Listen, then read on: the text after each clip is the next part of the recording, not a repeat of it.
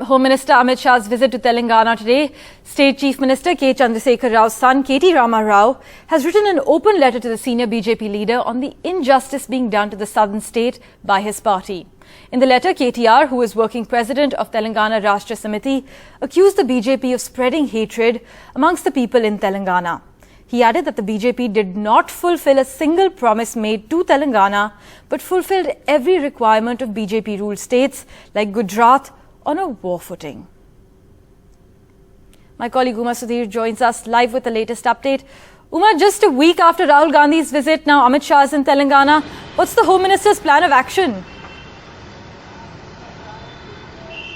Parmeshwar, about 6 hours is what Mr. Amit Shah will be spending here in Telangana. He arrives late afternoon at the Begumpet airport, where in fact we are. He is going to be coming by BSF or Embraer aircraft, and as you can see, the entire place is dressed up with posters and banners to welcome the Union Home Minister.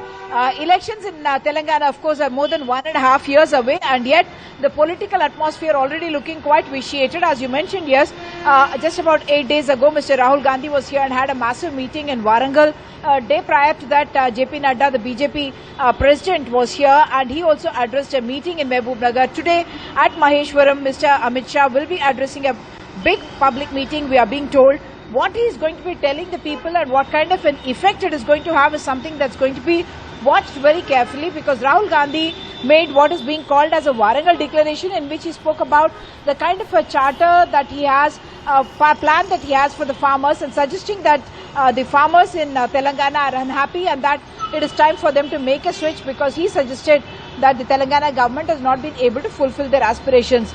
Just going by the kind of posters that have been put out before Mr. Amit Shah's visit, and also the what Mr. JP Nadda said the day before that, on the 5th of May, what we can gather is that the BJP very, very clearly is planning to project itself as an alternative to the TRS, despite the fact that just in the last elections in 2018, they had only one MLA that won a seat, that is Gosha Mahal, Mr. Raja Singh.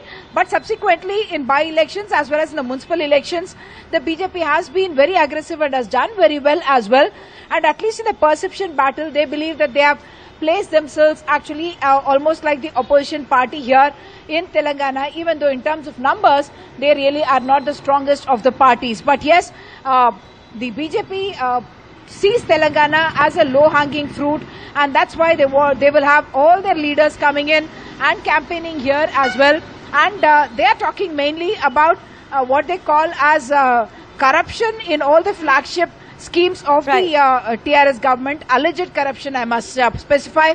And they are also talking about the fact that it's a family rule. That's something that they believe the people of Telangana want to see an end to, or at least that's what they suggest. And the third important thing is that they say that the double engine BJP government is what the people of Telangana should opt for if they want all the schemes that the centre has been giving in full measure, and they are suggesting that the TRS here is in fact blocking those schemes. So those are the lines perhaps on which Mr. Amit Shah is also going to be doing this, even as you mentioned, a double barrel attack, not just KT Rama Rao, who is the working president of the TRS, but also the son of the Chief Minister, of course. We also had the daughter of the Chief Minister, Kavita, putting out a series of tweets in which she's questioning the Union Home Minister on issues like central funds still pending, the GST is pending, and about national projects to some of the irrigation projects like the Palamuru irrigation project, which Sushma Swaraj had promised national status to,